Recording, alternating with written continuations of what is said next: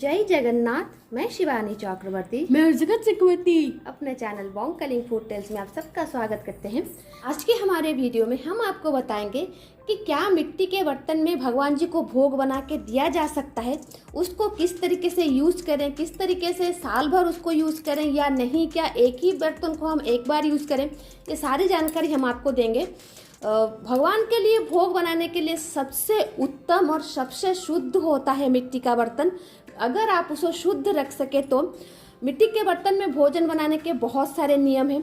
हमारे कुछ सब्सक्राइबर हैं जो हमसे जानना चाहते थे कि मिट्टी के बर्तन में भोजन भगवान के लिए कैसे बनाएं, क्योंकि वो अपने भगवान जी को मिट्टी के बर्तन में भोग बना के देना चाहते हैं।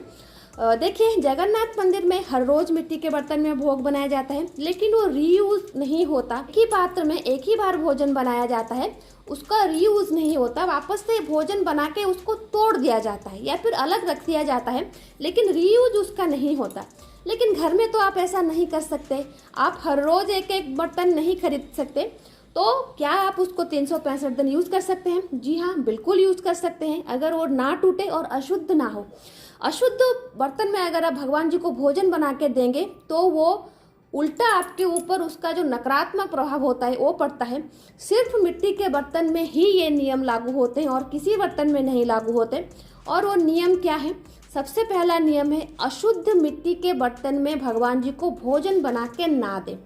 बहुत सारे घर में महिलाएं भगवान जी के लिए भोजन बनाती हैं और किसी किसी घर में पुरुष भी भगवान के लिए भोजन बनाते हैं।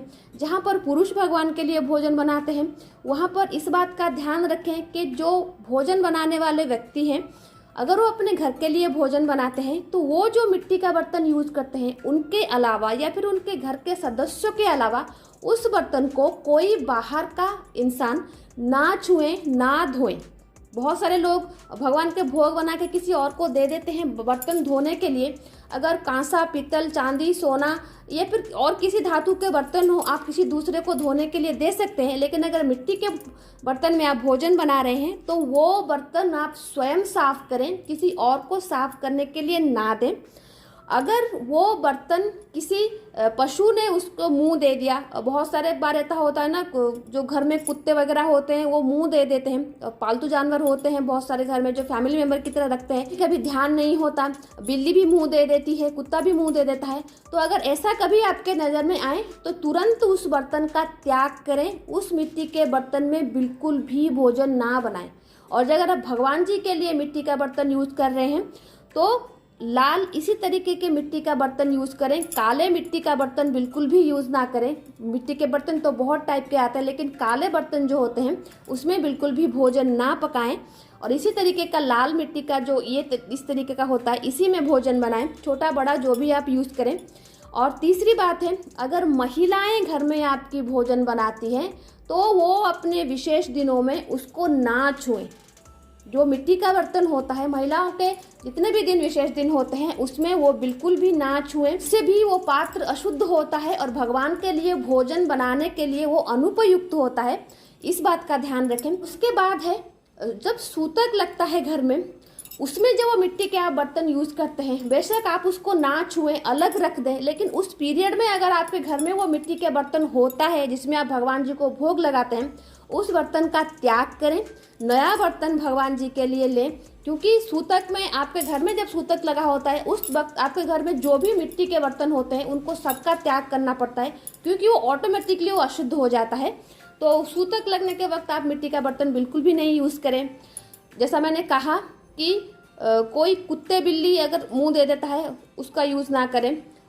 महिलाएं अपने विशेष दिनों में इसको अगर छू देते हैं तो उसका बिल्कुल यूज़ मत करें, वो अशुद्ध हो जाता है। कोई बाहर वाले को मिट्टी के बर्तन ना दें धोने के लिए, वो अशुद्ध हो जाता है। और जब सूतक लगता है तब अशुद्ध हो जाता है। इन चारों को छोड़ के बाकी ऐसी कोई कारण नहीं है जिसकी वजह से आप मिट्टी का बर्तन यूज़ ना कर सकें।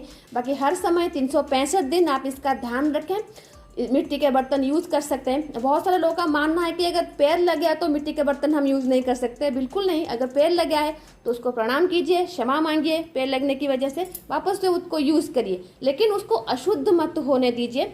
अशुद्ध बर्तन मतलब अशुद्ध मिट्टी के बर्तन में भगवान जी को बिल्कुल भी भोजन मत करवाइए।